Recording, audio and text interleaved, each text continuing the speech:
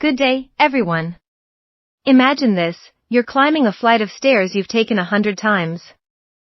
But today, halfway up, you're gasping for air. Or maybe you've had a cough that just won't quit, a nagging reminder that something isn't right. Our lungs are the silent engines of our bodies, working tirelessly from the moment we're born. But when they struggle, the signs can be subtle, confusing, or even terrifying. Today, I want to talk about recognizing those signs because catching lung problems early can save lives. Let's start with the most common symptoms. Coughing, we've all done it. But when a cough lingers for weeks, or you're coughing up blood, or thick, discolored mucus, it's not just a cold. That rust-colored phlegm or blood could signal infection, inflammation, or even something as serious as lung cancer. And then there's shortness of breath.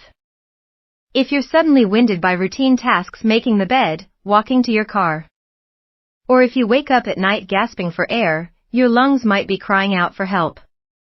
This isn't normal aging or being out of shape. It's a red flag. Chest pain is another symptom we can't ignore. A sharp stabbing pain when you breathe deeply could mean pneumonia or pleurisy.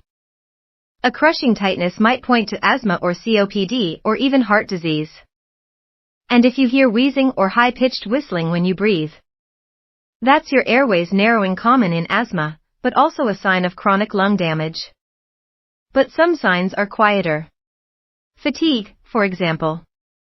If you're exhausted all the time, even after sleeping, your body might not be getting enough oxygen. Think of it like a car engine sputtering without enough fuel.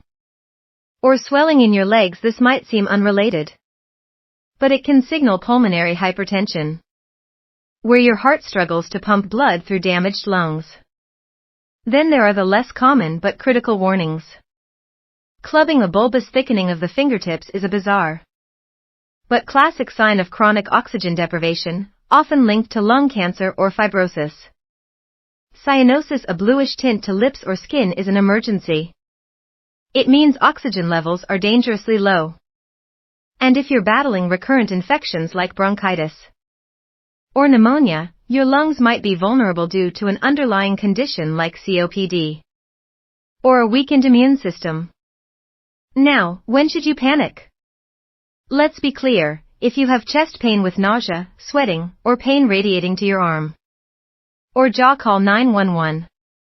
That's a heart attack until proven otherwise.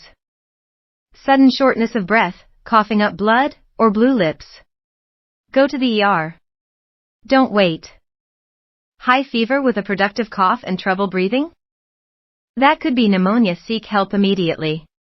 Risk factors matter too.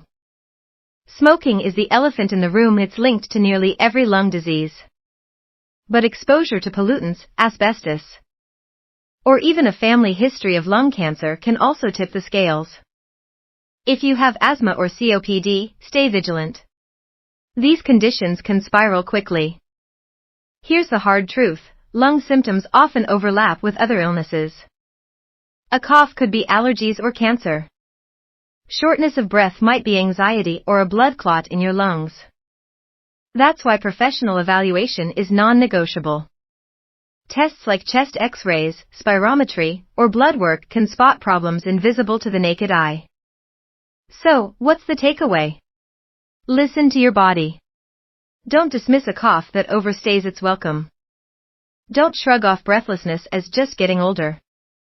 Early action transforms outcomes, especially for diseases like pulmonary fibrosis or cancer, where time is everything. Your lungs are your lifeline. Treat them with the same care you'd give your heart or brain. If something feels off, trust your instincts. See a doctor. Ask questions. Push for answers. Because every breath you take literally depends on it.